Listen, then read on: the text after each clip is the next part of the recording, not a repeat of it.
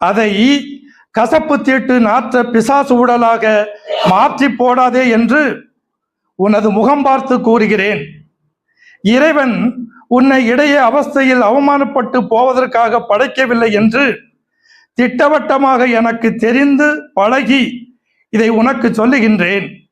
இதற்கு மேல் நான் ஒன்றும் சொல்வதற்கு இல்லை.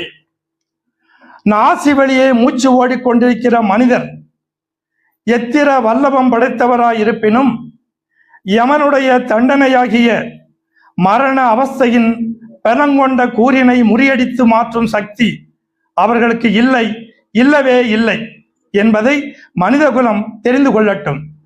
சத்தியவேதம் 1 கொரிந்தியர் 15 அதிகாரம் 55 வாக்கியம் பார்ப்பீராக.